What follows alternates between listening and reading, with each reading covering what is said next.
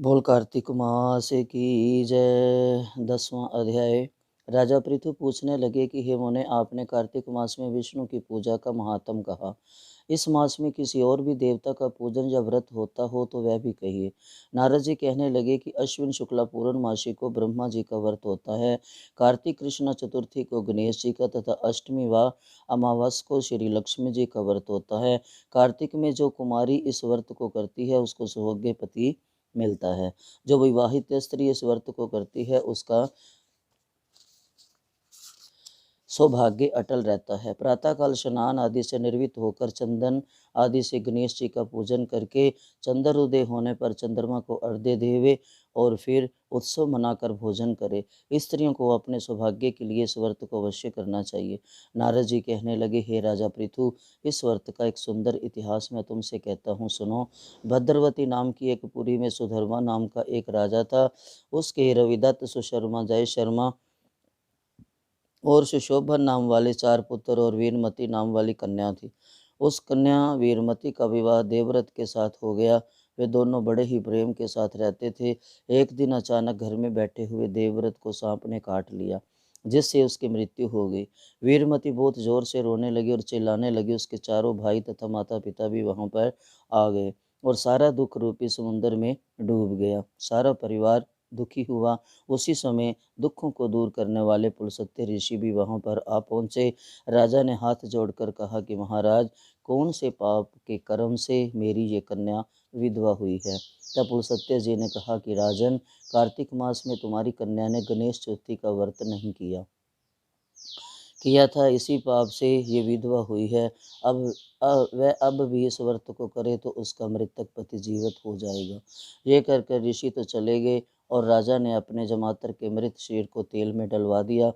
जब कार्तिक मास आया तो उसकी कन्या ने विधिवत करके उद्यापन में ब्राह्मणों को बहुत सा धन दिया, जिसके प्रभाव से उसका मृतक पति फिर जीवित हो गया। अतः सौभाग्यवती स्त्रियों को अपने सौभाग्य की रक्षा तथा संतान प्राप्त के लिए ये व्रत अवश्य करना चाहिए। बोल कार्तिक मास की जय। जय बोल गणपति गणेश भगवान की जय। गणेश चतुर्थी की जय।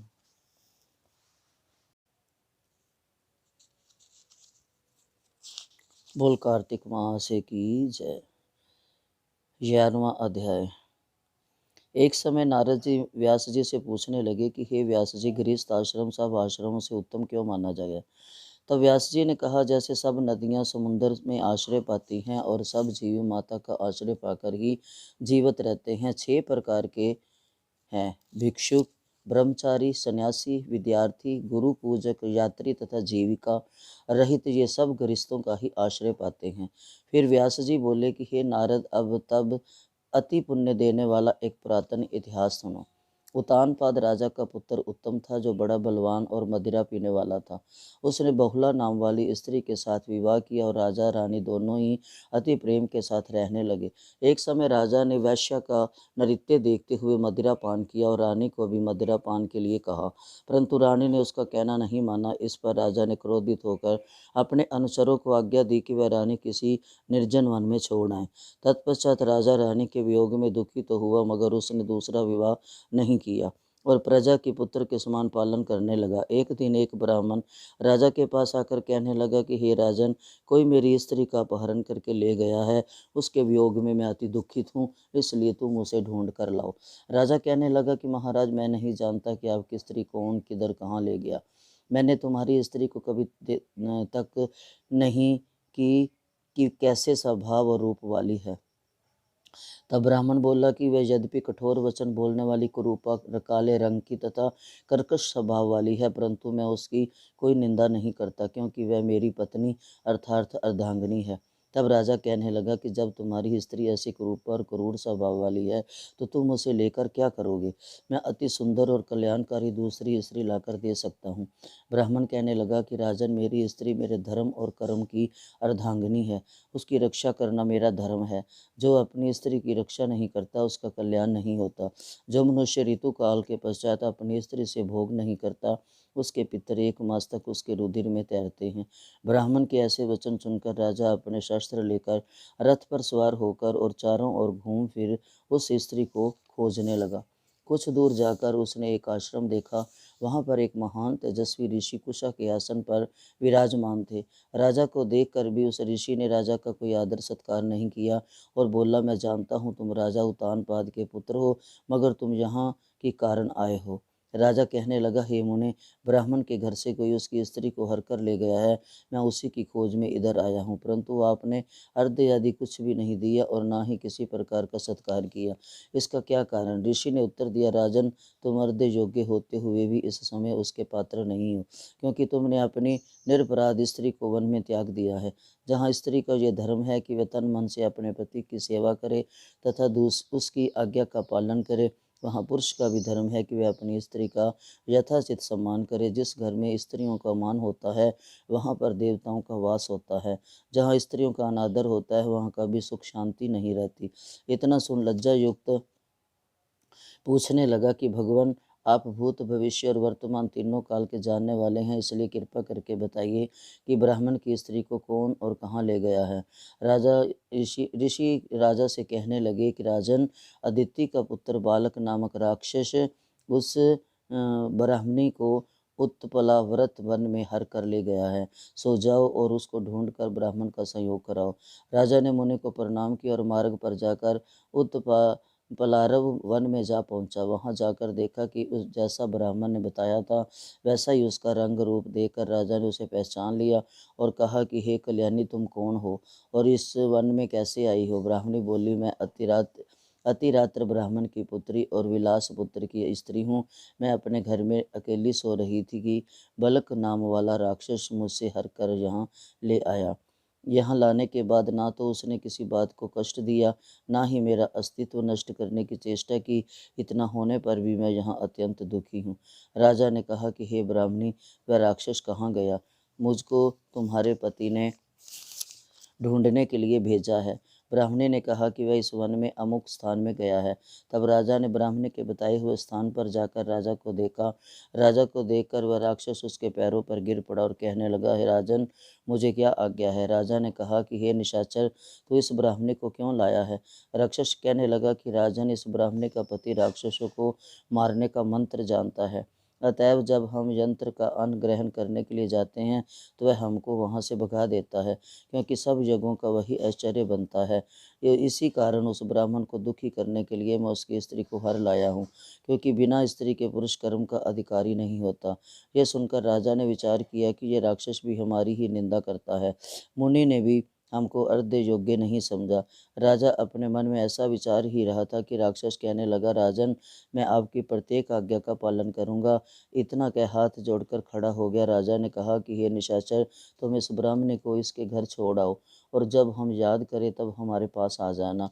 राजा की आज्ञा पाते ही वह राक्षस उस ब्राह्मणी को उसके घर छोड़ने चला गया। तब राजा सोचने लगा कि मैंने अपनी निर्दोष स्त्री को घर से निकाल दिया, अब ऐसा कौन सा पुण्य कर्म करूं जिससे ये पाप दूर हो।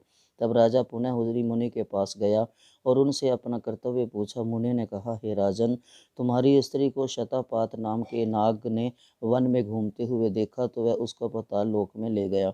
उस नाम की नंदा नाम वाली एक कन्या है, उसने अपने घर में उसको छिपा रखा है।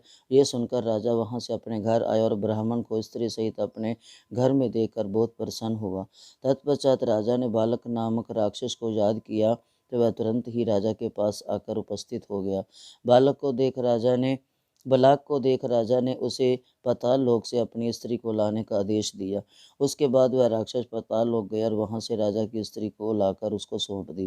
तत्पश्चात राजा रानी बड़े प्रेम से रहने लगे। बोल कार्तिक मास की जय, कार्तिक महात्म की जय। बोल श्री राधा रमन बिहारी लाल की जय, दामोदर मास की जय। बोल कार्तिक मास की जय। 12वां अध्याय। बोल बांके बिहारी लाल की जय, राधा रमन बिहारी लाल की जय, दामोदर मास की जय। ये कथा सुनकर राजा पृथु कहने लगे कि हे नारद जी, आपने कार्तिक महात्म का बड़ा उत्तम फल कहा, अब कृपा करके तुलसी का महात्म भी कहिए। ये सुनकर नारद जी कहने लगे कि हे राजा पृथु, प्राचीन काल में साहिद क्षेत्र में करवरीपुर में धर्मदत्त नाम वाला एक ब्राह्मण था। वह बड़ा ब्रह्म ज्ञानी धर्मात्मा और ओम नमो भगवते वासुदेवाय इस मंत्र का जप करने वाला तथा अतिथि सेवक था। एक दिन वह ब्राह्मण पूजा की सामग्री लेकर एक पहर रात्रि पर रहने पर भगवान के मंदिर को जा रहा था। इतने में सामने से आती हुई एक भयंकर राक्षसी को देखकर भयभीत धर्मदत्त ने तुलसी मिश्रित जल उस पर फेंक दिया। उस जल के शरीर पर लगते ही उसके सब पाप दूर हो गए। वह हाथ जोड़कर धर्मदत्त के पैरों में गिर पड़ी और तब धर्मदत्त कहने लगा कि तुम कौन हो और किस पाप के कारण तुम्हारी ये दशा हुई है, ये मुझसे कहो। वह कहने लगी कि सौराष्ट्र देश में भिक्षु नाम का एक ब्राह्मण था। उसकी मैं पहले पत्नी थी और कलह मेरा नाम था।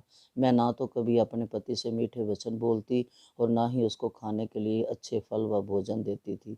ये देखकर जब मेरे पति ने दूसरे विवाह का निश्चय किया तो क्रोध में आकर मैंने विष खाकर अपना शरीर त्याग दिया। तब यमदूत मुझको बांधकर यमराज के पास ले गए। तत्पश्चात यमराज को चित्रगुप्त मेरे अच्छे तथा बुरे कर्मों को बतलाते हुए बोले कि महाराज, इसने आत्महत्या की है, इसलिए प्रेत योनि में जाए। सो महाराज, मैं 500 वर्ष से इस योनि में फिर रही थी कि भूख और प्यास से दुखी होकर घूमते फिरते अब आप मिल गए तो आपके तुलसी मिश्र जल से मेरे जब पाप नष्ट हो गए तब धर्मदत्त कहने लगा कि तुमको देखकर मैं अति दुखित हुआ हूँ। तीर्थ व्रत दान ये कार्य प्रेत योनि में नहीं हो सकते। तुम्हारे पाप अधिक और पुण्य बहुत कम है। हमने सारी आयु में जितना कार्तिक व्रत किया है उसमें से आधा पुण्य तुमको दिया, जिससे तुम उत्तम गति को प्राप्त हो जाओ। तब ब्राह्मण ने ज्यों ही तुलसी मिश्र जल से उसका अभिषेक किया और ओम नमो भगवते वासुदेवाय नमः का मंत्र पढ़ा, वह कलह प्रेत योनि से मुक्त होकर अग्नि के समान दिव्य देह धारण करके लक्ष्मी के समान रूपी हो गई। तत्पश्चात उसने ब्राह्मण को नमस्कार किया और बड़ी प्रसन्नता पूर्वक बोली, भगवान, पाप रूपी समुद्र में डूबती हुई मुझको आपने नौका रूप होकर बचा लिया है। उसी समय भगवान विष्णु के दूत पुण्यशील तथा सुशील वहाँ आ गए और उसको विमान में बैठाकर वैकुंठ को ले जाते हुए धर्मदत्त से बोले कि हे ब्राह्मण, तुम धन्य हो जो सदैव भगवान की भक्ति में लगे रहते हैं। तुम्हारे कार्तिक आदि पुण्य के प्रताप से ही उसको मुक्ति प्राप्त हुई है। हे विप्र, कालांतर में तुम भी राजा के कुल में उत्पन्न होकर वैकुंठ को प्राप्त होंगे। बोल कार्तिक मास की जय, बोल कार्तिक महात्म की जय। सबको मीठी मीठी प्रेम भरी हरे कृष्णा। राधा रमन बिहारी लाल की जय।